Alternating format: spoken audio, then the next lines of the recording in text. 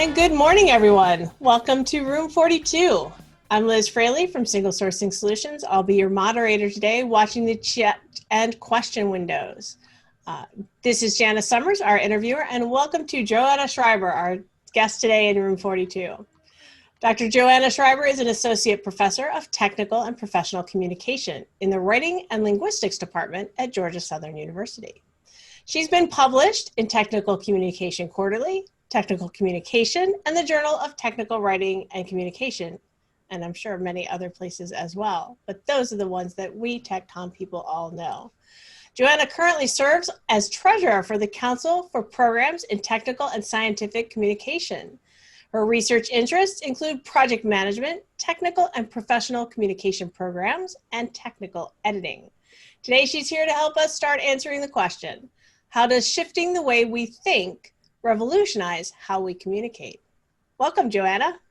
Thank you for having me. This is exciting. We are very excited to have you, and I'm very excited to talk to you. Yay. And we have a ton of things to get through. I don't know if we're going to be able to get through everything, but we're going to try. So I know you've got a book coming out soon, right?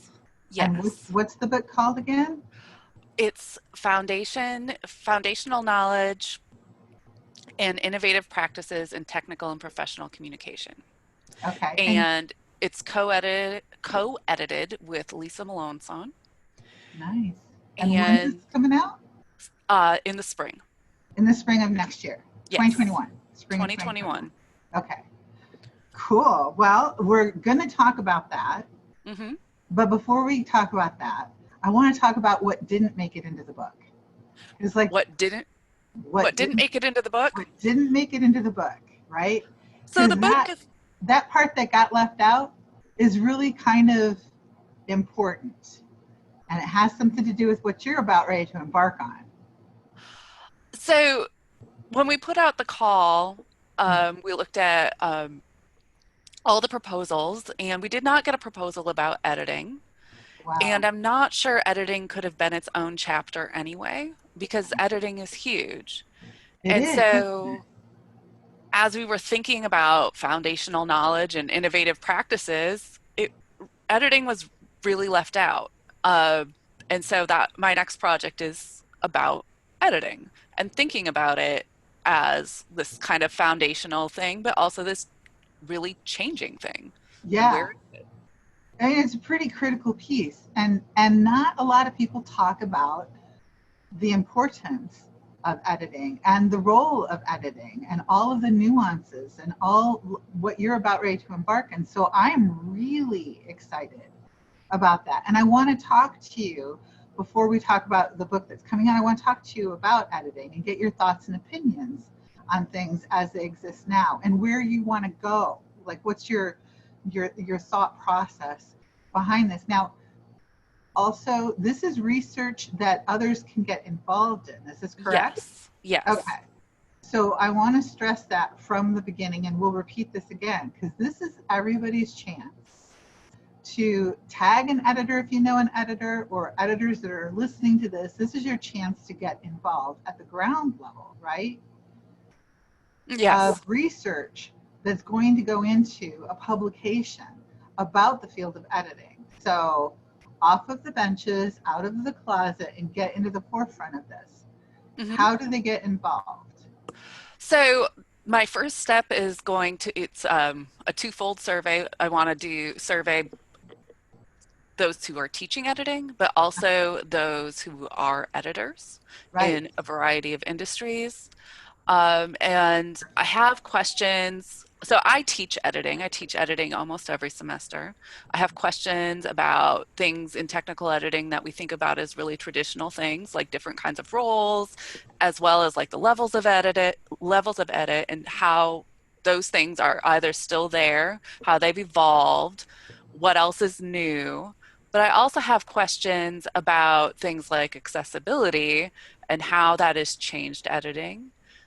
And particularly over this summer, we've seen a lot of changes to traditional style guides, like the Chicago Manual of Style and AP Style, looking at capitalizing black and brown, looking at the singular they, and the Mhm. singular they has really been um, at the forefront of a lot of discussions in the last few years. Right, because the evolution of communication. But Yes. before we get too deep into it, I want to let everybody know your email address is how they Oh, can reach yes. out to you to get involved, right? Yes. Okay, good. And Liz will put that in the chat stream as well. Yes. So let's dive into editing and let's talk about first what's like one of the things I kind of want to know in this research. Are you going to find out how editors can be Svengalis? How they can get everybody to agree with them? Like, because that's going to be really critical. I'd like to know.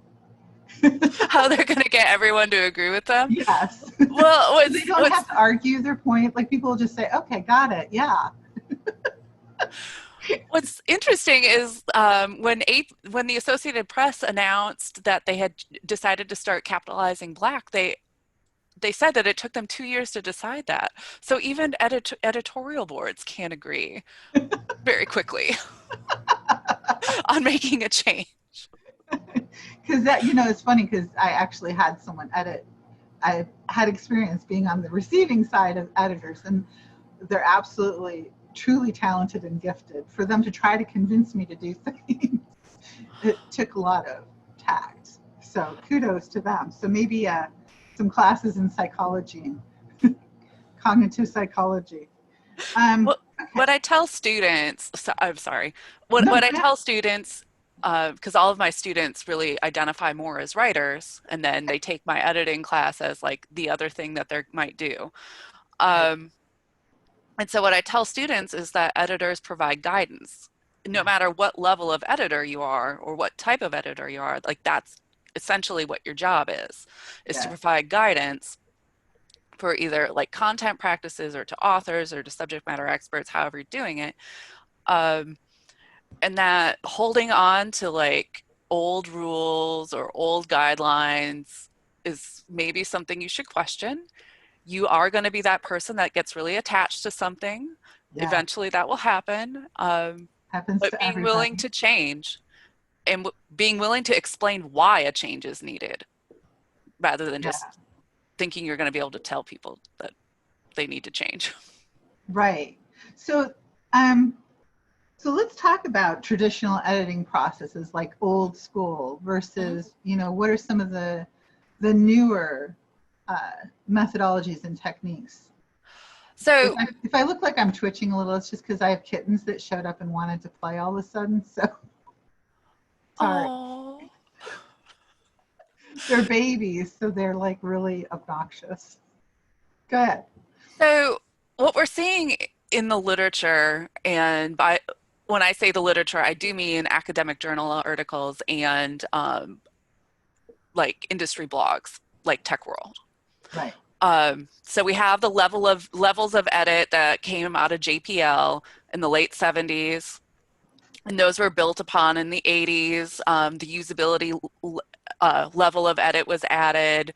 Um, and then we see like more newer approaches really combining levels of edit with particular roles like copy editing and comprehensive editing and production editing.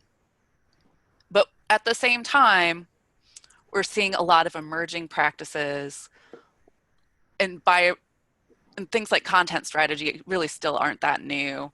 But how does that fit into that? Mhm. Accessibility practices, where does that fit? Is it at a new level? I would argue that it can't just be a new level.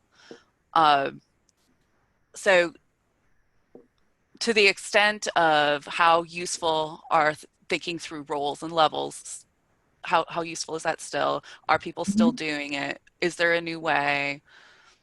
So those are the kinds of questions I have.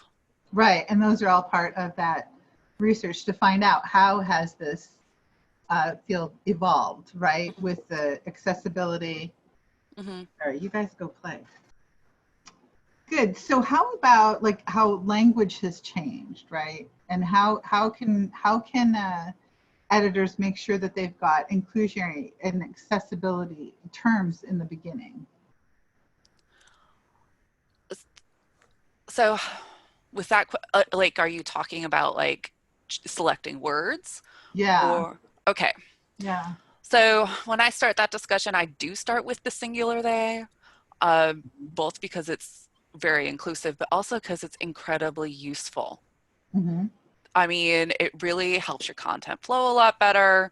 Uh, in my lifetime, at least, we've seen like he slash she, using only she, Right.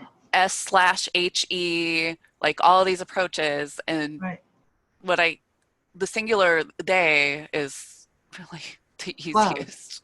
And Yeah. it's not a new thing, it's just precedes the Victorian era, and now we're kind of back there. Right. Right. Um, so it is both socially just, but also incredibly a great way to clean up your content. And so I talk to students about explaining it that way. But also thinking about your language, like thinking about how the language can include more people, how it represents people. It's always about people. Right. Uh, So thinking about your audience and the mhm. context, right? Yeah, and so there's one of the things that I do with students is have them look at different style manuals and how all those style manuals address these different issues, and then we look at it with a little more granularity. But the style manuals are doing a better job, and but there's always room to grow. Is And there one style manual that's like better? They're all pretty much depends on what you want to follow, or I mean, choosing a style manual is always about what you want to do. What are you trying to do? And each style manual is really addressing a particular kind of situation. mm-hmm. Um, the Microsoft one is pretty good. There's a lot of guidance from the Black Journalists Association that style manuals are incorporating. Um, there's a lot of guidance from the Copy Editors Association that's being incorporated.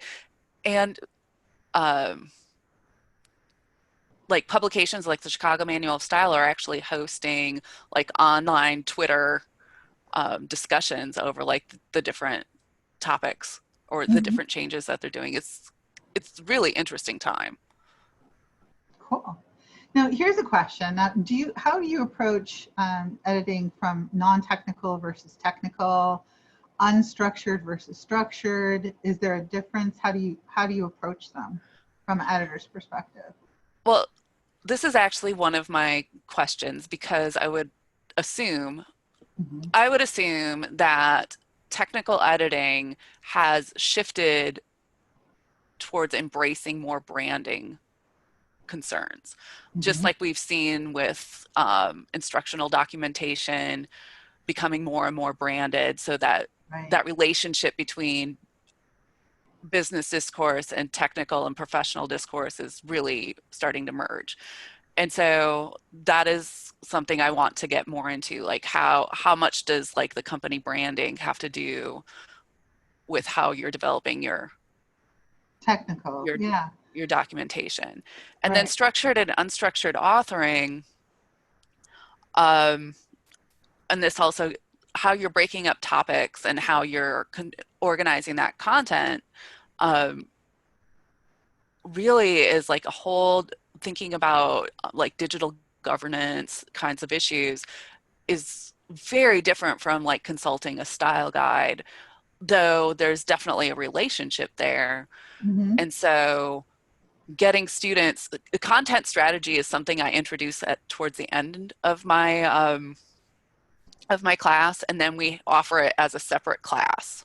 Mm-hmm. Um, so when I'm thinking about like what I need to include scope within technical and professional editing, content strategy is like something I introduced, but I can't, you could do the whole class on that, obviously, since we have a second one.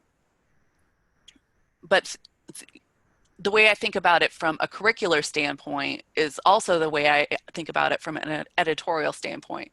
Content strategy is something you need to understand, but you don't necessarily need, as an editor, you need to understand that that's content you just need to provide guidance to and sort of understand how it works, rather than trying to master every technical detail, if that makes sense. So that's the way I approach it with students in editing. Absolutely. Absolutely. Okay, good. That's very helpful. Okay, so now I want to switch over and start talking about the book.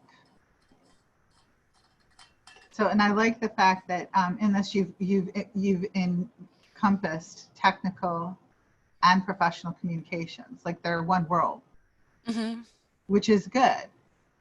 So now this has to do with rethinking and reimagining how this field, what components this field is made up of, right? I mean, yes. So yes, it's technical and professional, but we still, within defining that, we still recognize that business discourse and technical discourse and scientific discourse sort of overlap, but they still have their own nuances, right? Nuances. And so if you line them all up like on a Venn diagram, there's a lot more overlap. There's a lot of overlap. Right? Okay. And there's a lot of emerging practices with that overlap. And one of the chapters is on biomedicine and writing in biomedicine, and that's where you see a lot of that overlap. Right. So the way that we approached the book, we thought about technical communication as having an identity crisis. And we are not the first people to think that. We are not even the first edited collection to put that in their introduction. So the way that we approached that differently was, instead of trying to find a new lens for the field, so different lenses include like cultural studies and power and 21st century practices. Instead of trying to find a new lens or a new definition, we really thought about all of the components, and we treated the book as like kind of a selection of some of the components. So we have some of the chapters sort of map the field and the different things going on. Some of the chapters show where the different components overlap, like the biomedicine chapter. And then some of the chapters talk about rethinking traditional things like usability from an accessibility standpoint. So the future of that discourse. And it's not an all-inclusive book. And so we think about books as being really complete. It's really designed to be added to, that it doesn't try to do everything, but yet the approach to identity is something where, like we talked about editing being missing, like it can still fit within that framework. Right. So it's a book that's designed to be a little bit more organic and just have a slice in time, but allow for future as it unfolds. Yeah. So when you're defining the field, you're defining from that identity of components, and you are highlighting different things for different audiences. Right. And so instead of trying to find this one definition that's going to work, acknowledging that definitions come from this body of knowledge that you have to regularly reflect on. Right. So all of these pieces that go into it, right, and all of these different backgrounds. I would have loved localization to be more. Localization is part of one of the chapters. I'm answering Jolie's question. Sorry. Oh, I shouldn't have had the chat open. That's okay.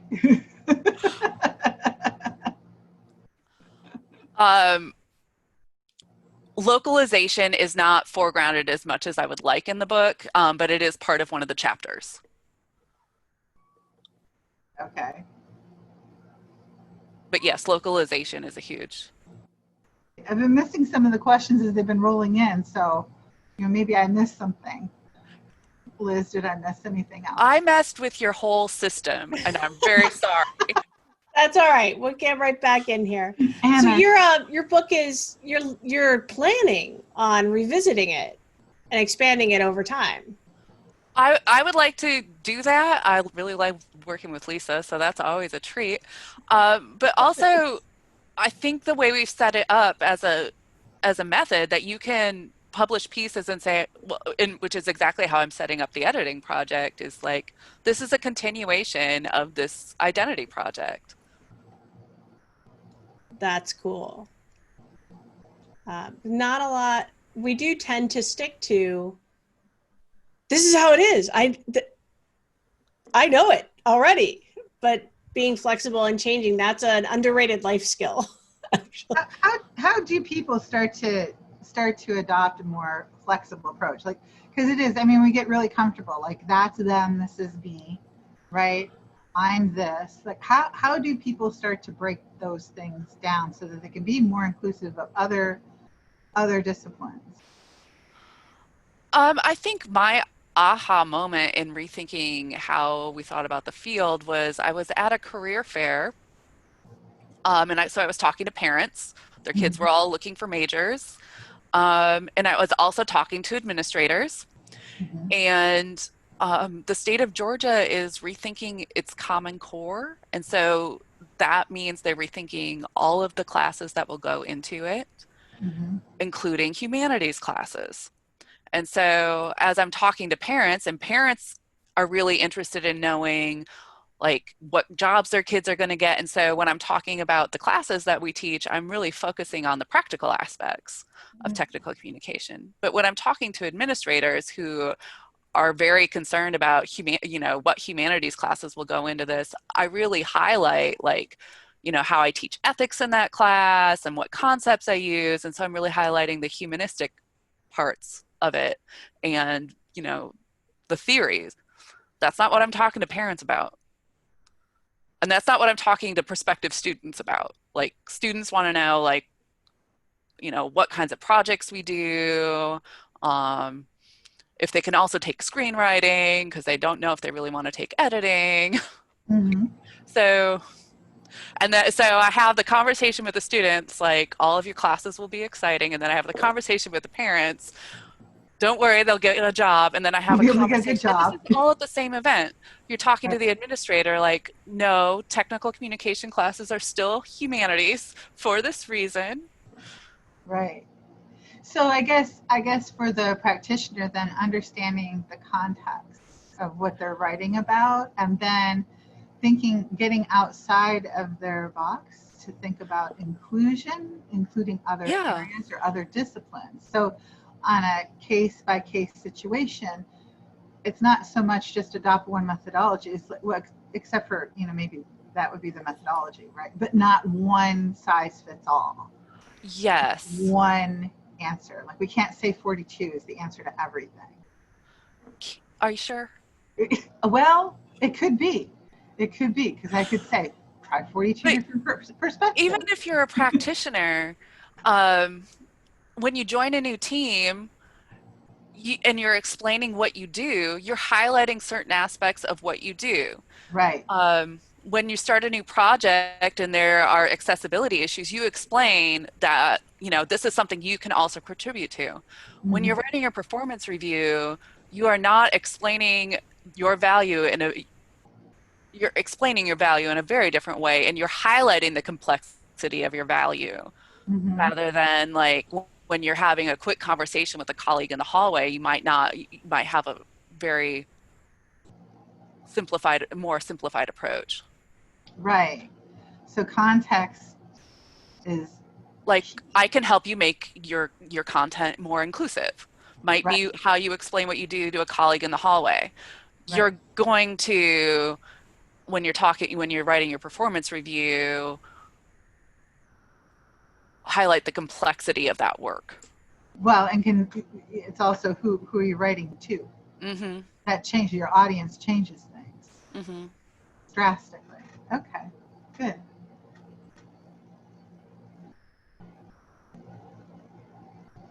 Yes, Liz.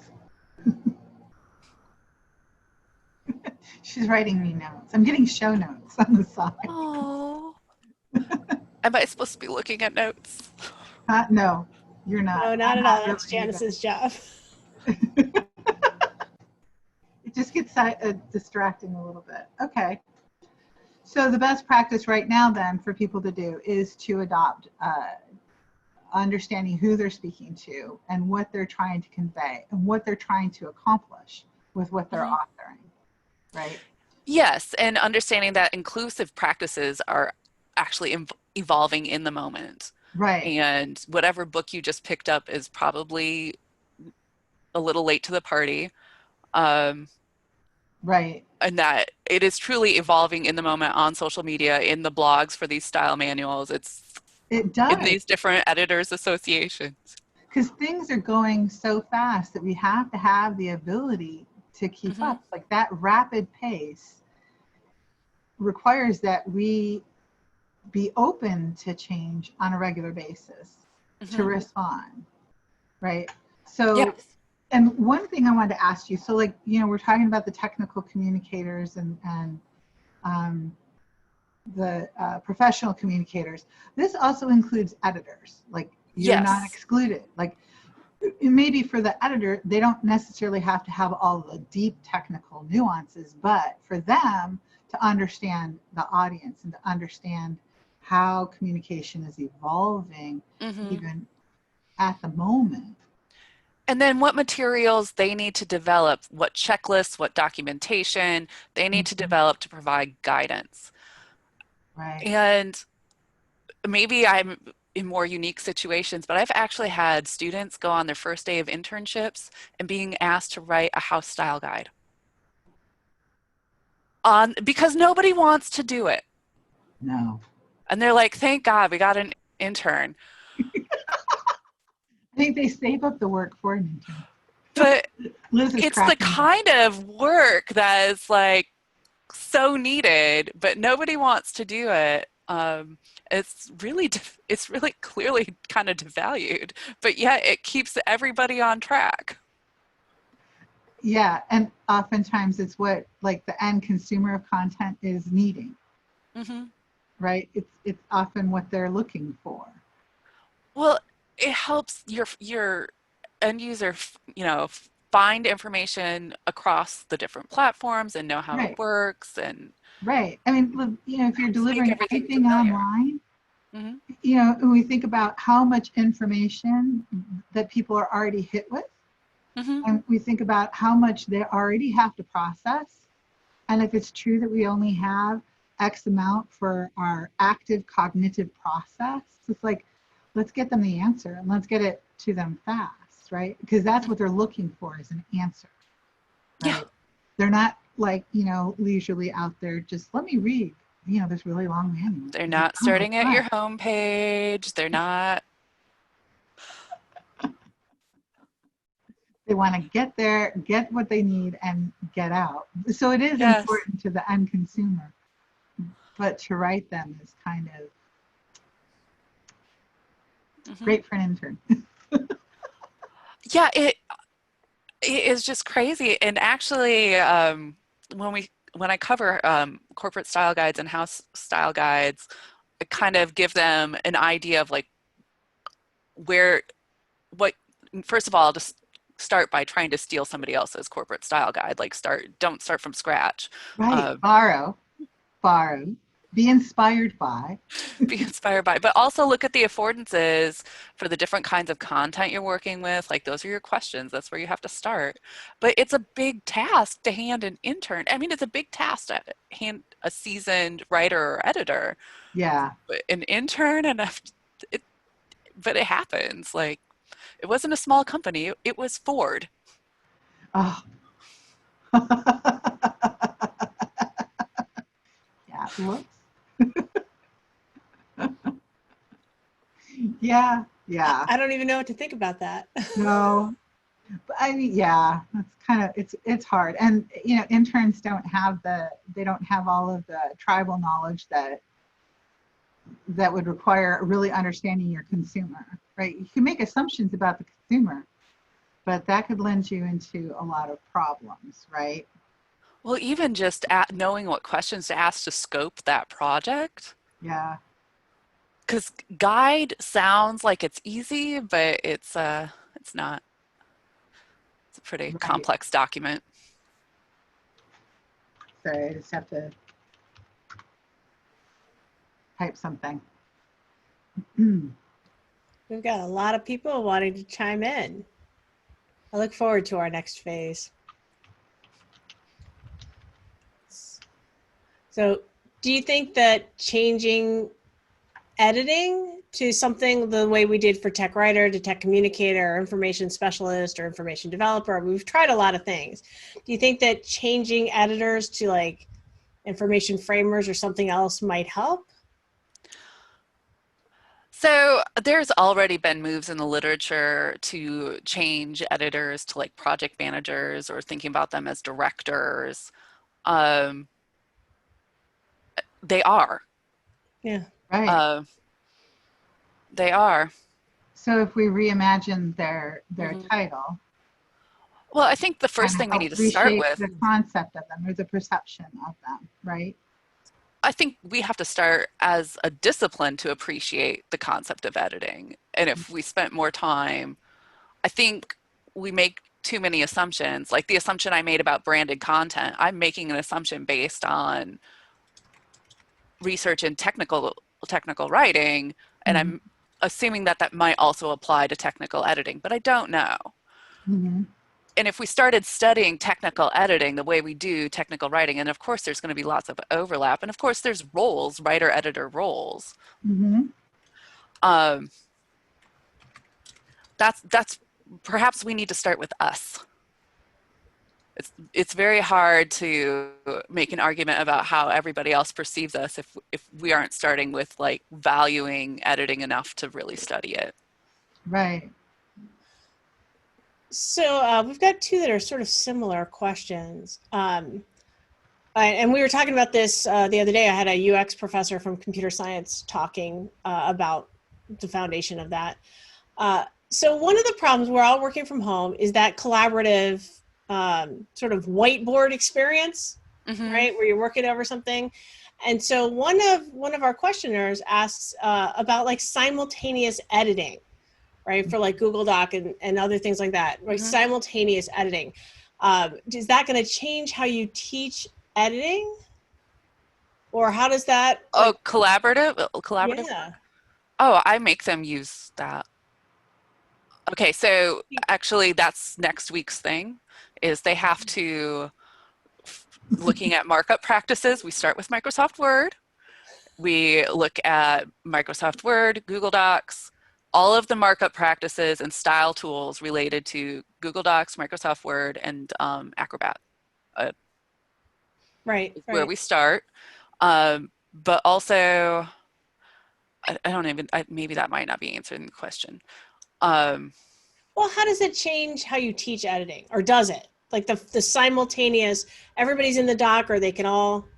I don't know if it changes, right? Because yeah, Microsoft, you'd pass it around, but you wouldn't necessarily have it all in the same doc. Oh, right? yeah. You'd get different paths coming in. Even with Acrobat, you'd get that, right? Oh, yeah. Right. Well, so you have to think about editing as like there's moments of editing that are very collaborative, whether or not you have a collaborative technology. Like editing doesn't mean you have tons of control. Doesn't necessarily mean that you have tons of control. Sometimes you're just begging people to, make it better. Right. Trying to convince I had a them. spectacular That's that editor. Bengali thing that you're going to teach, right? Say that again. This Bengali thing that she's going to teach, and the new research. She's going to figure out how they can convince everybody to do what they want. Yeah. Sometimes that means framing feedback as questions, like, I think you intended to do this. I get those a lot. Do you really? Maybe you should expand this a little bit. So, but that's sort of collaborative editing. That's a different level, right? And so, yeah, you've got different ways to where you can pose the question or do copy edit. Well, the traditional levels of editing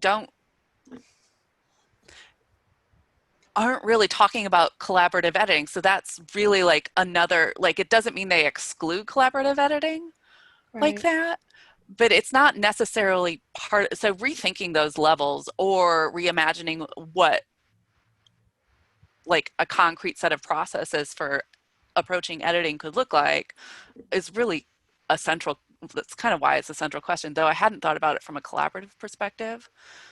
But Well, it's, so let me I mean, add a little bit to that, because we're talking about like the tools that facilitate that kind of thing. Um, there's starting to be tools like I want to say Grammarly and other like interactive tools that add on to your editing environment, whatever it happens to be. But again, so those are also targeting a specific part of editing, maybe. Do you see those as being replacing style guides or replacing other editing practices? Or, where do you see them fitting into? well, I mean, even with Grammarly, so Grammarly still isn't going to encompass everything, every style, because the styles don't all agree. If we could replace style, we would actually just probably have one. Right. Like, so Grammarly is going to help you, and I don't use it. I actually have never used Grammarly, but I'm aware. Um, I'm sure to some extent Grammarly can help with proofreading, that final step. But you have to, it's not going to necessarily adhere to the style that you're trying to use, or the house, whether we're talking about a house style or like a style manual. And I'm not sure if you can control for that, but Grammarly would have to be updated really often to really be able to handle the different styles like that. Yeah, and there are other similar, I think pretty much any tool that's doing that kind of thing will, I mean, you can put in rules, say, about your own corporate brand, use this, not that. This noun cannot be a possessive, things like that. But even that only gets you to a certain point. Yeah, it's not going to give you, it might be helpful, but it's not, you have to understand the extent of that help. And that's where editors have to be able to explain their work. Like, yes, this can, it's just like, I mean, even something as simple as citations, there's all kinds of citation generators that, quite frankly, I use, students use. We all. They're almost never, they're never perfect. So if Grammarly, until those are completely mastered, which is pretty simple. Yeah. Grammarly probably isn't gonna. All right. I mean, but it doesn't mean it's not like unhelpful. It just means it's limited. Yeah, I automate where I can, and where I can't, you still got to do the work. It's just the way it is. So you were talking about. I love the singular they. It is so very useful. I completely agree. Half the time I'll take the person out to just get rid of the whole need for pronouns in the first place. But like, is there a shift now from like third person to second person in technical writing? Like when you do X rather than when the user does this, like, are you seeing that, or like, what is your opinion on that? I think that depends on who you're right, who is it like an internal doc? Is it customer facing? Is it internal? Who's the internal customer? Like if your internal customers is sales, it could end up with a real customer. So I think that's the first question you have to ask with that. Okay. With the singular there, when I first started teaching here in 2013, I actively had to tell students who, like, this is what I'm telling you. Don't use it in your other classes. Your other teachers might not agree with me. I still have to do that to a certain extent, but that has gotten better. I've seen that part get better, because teachers get really attached to old rules too. I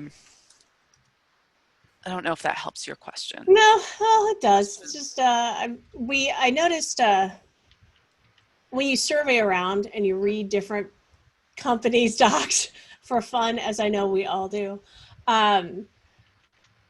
it's fun to see people are taking chances. Like, for example, I read a part of the Salesforce docs not too long ago, and they were telling this whole story, like, you are a superhero, and they put it in this huge superhero story metaphor.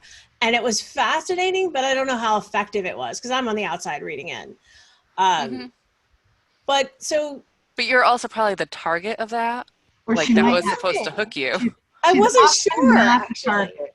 She's I am often not the target for anything, actually. not the I'm target so not the target for anything. But this We've move had a toward lot of this. incorporating storytelling into everything is that you need to put your fingers on the scale with that a lot. Right. Well, you have to look at Yes. what benefit does it get you, and is it important? Because some things are, if you're weaving a tale, sometimes those things can be very good if you're trying to get the person to really integrate and engage them and capture them. So I think it depends on who's the receiver of the information. What are you trying to do? Like if somebody is trying to fix, like, I don't know, their website's down, they got to go fix something. They're not going to be interested in a story time, right? There's no time for that. But there are things when you're trying to walk people into something where it might be beneficial. Yeah, you're trying to get them situated in a particular role or particular frame of mind. I think actually, which is pretty outside, I still think of it as technical communication, but recipes. Recipes are now like 8-page stories with the ingredients at the bottom. Well, there's reasons for that. Yeah, let's not go into that reasons. No. But I do want to talk. I wanted to bring it back to when you're doing the storytelling. I had a great editor. He was a spectacular editor. Like he was amazing, and he would take the language and make all of it work together. Right, not just like I'm telling a story, but using the story and all the words that go with it. And even now, like we are actually having to be more careful about that, right? Including getting rid of the ugly technical language, right? Removing words like master slave, male, female component parts, white hat, black hat, that kind of stuff. How do you teach that? What do you expand on that for us from an editor's perspective and an educator? Well, I think you approach it as, I think an editor approaches it as someone who's not going to know all of them and is learning. And there's words like for people in academia, I mean, the word freshman, the word grandfathered, like, and then being willing to like, oh, here's the history of that word, or this is why we say first year student now. Being willing to be told you're wrong or that you need to rethink something, even if you're in charge as the editor, is really important.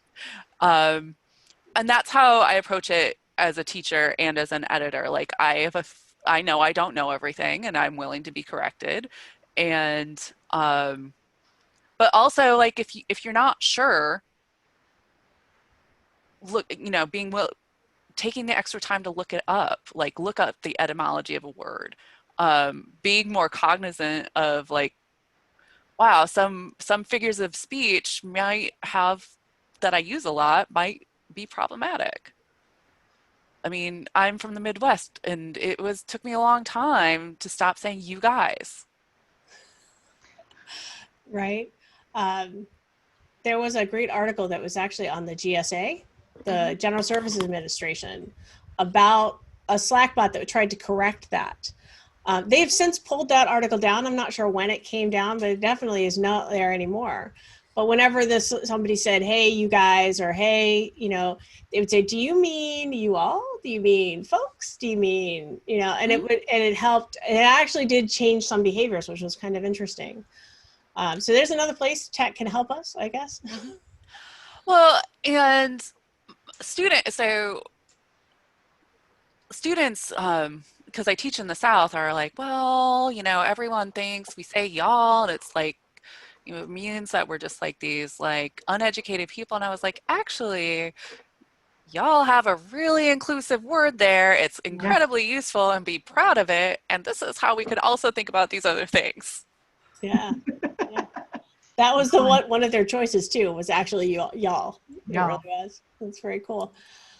Okay, we've got language, we've got other things. How about, so you mentioned accessibility.